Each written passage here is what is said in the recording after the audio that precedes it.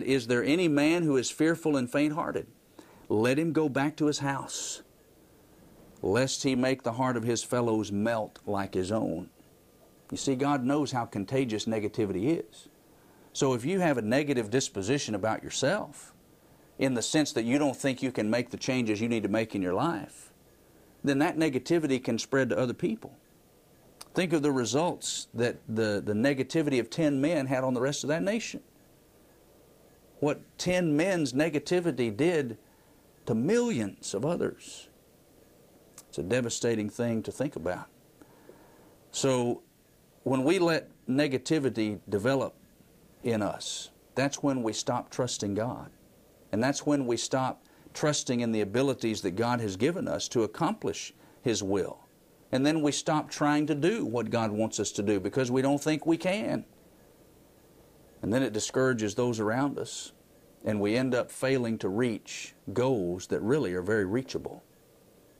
Now that's the danger of negativity. Now I want to turn our attention from that to the value of a positive attitude. And in this regard, I invite your attention to Nehemiah chapter 4. Nehemiah chapter 4.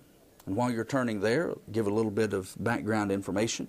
This is after God's people were in captivity in Babylon, and now they've returned home.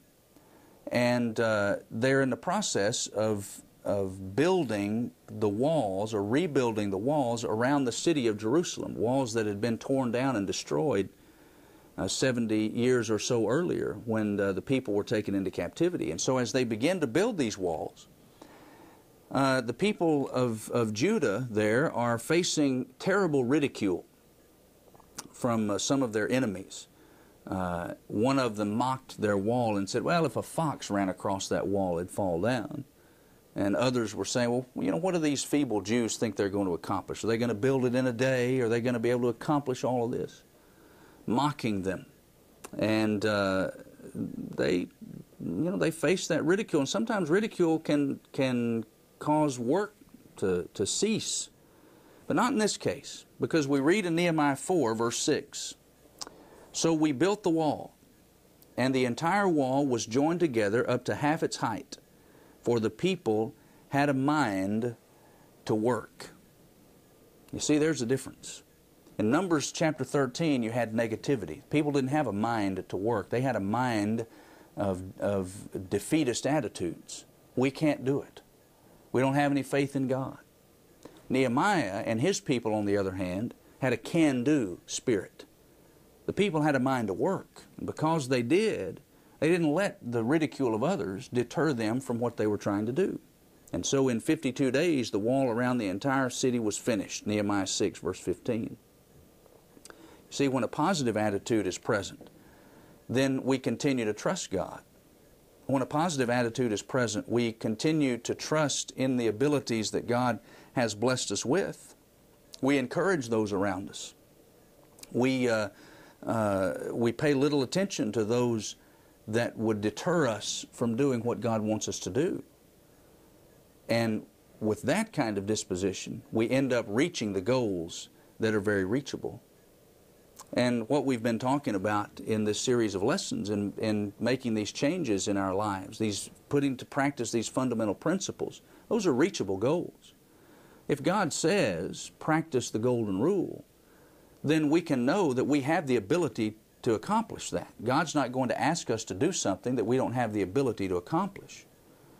And if God says, make wise choices, and here's how you do that, then we can trust that that's within our capabilities of doing. And the same holds true with the other lessons we've done. Accepting personal responsibility. Watching what we think and how we think. All of those things are reachable goals. But they're not reachable if we possess a negative attitude. They're reachable when we believe we can reach them and we have a mind to work. And so let's now turn our attention to how do we maintain a positive attitude. We've seen how a negative attitude can adversely affect us, how a positive attitude can enhance our work. But now, specifically, how do we maintain a positive attitude? Well, let me say this first of all. if you're going to be positive, then you have to choose to be positive. Life is a series of choices, as I've mentioned previously in this series. And this also is a choice. Now, we can't always control what happens to us in life. I understand that there are a lot of things that happen to people that are beyond our ability to control. A lot of things that have happened in my life that I had no control over. But we can control how we react to those things that happen to us. And this is a point that sometimes we fail to recognize and fail to apply. And I have to admit that I fail in this area myself.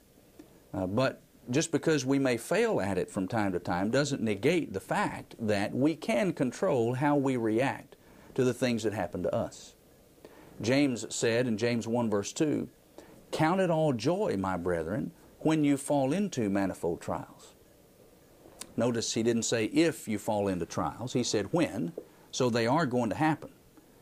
But notice too that he says, in essence, he implies that you can control how you react to those things. He says, count it all joy when you fall into manifold trials. Well, you know, having happy thoughts and considering it an occasion of joy when we have difficulties and challenges is not usually the natural reaction, but it's a reaction we can have because we choose to have it. So we can choose to react positively to our difficult circumstances if we remember, among other things, that those difficult circumstances can make us better people. James goes on to say, the trying of your faith produces patience, James 1:3, and let patience have its perfect work. He goes on to say in the next verse.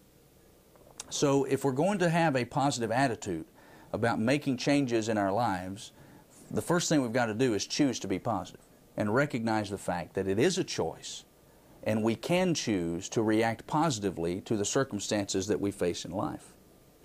Then I would encourage you also to avoid negativity as much as possible.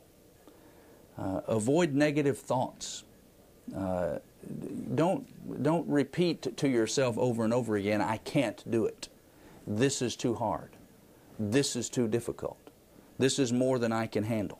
I'm not good enough. You see, those are all expressions of negativity that really we don't need to make. They're not helpful. They're not going to assist you in accomplishing what you want to accomplish. You need to have a positive attitude. I can do. Paul said it, Philippians 4:13. I can do all things through Christ who gives me strength. So have the positive attitude of knowing that you can accomplish the things that you want to accomplish. Constantly remind yourself that you can do what God wants you to do. In Philippians chapter 2, verses 12 and 13, Paul said to the Philippians, work out your own salvation with fear and trembling. For it is God who works in you both to will and to do of His good pleasure. You see, God doesn't ask us to do anything that we, with His help, cannot accomplish. And so, choose to be positive and try to avoid thoughts of negativity. Don't think I can't. Think I can, because God says you can. So the next time that you're trying to work on some part of your character and trying to make some changes and get rid of a bad habit and start a new one, the next time those negative thoughts enter into your mind, stop yourself and make yourself say the opposite. I can do this. And that'll help you to maintain that positive attitude. And if you keep trying, God's going to bless your efforts. He's promised us that we'll do that. Do not be weary in well-doing, for in due season we shall reap if we faint not. Galatians 6:9. So you have to persevere, which we'll talk about in our next lesson. You have to stay the course. You have to keep working at it. Be steadfast and unmovable, always abounding in the work of the Lord, 1 Corinthians 15:58. And if we do that, God will bless our efforts. So keep a positive attitude, avoid negative ones, choose to be positive, and God will eventually bless you.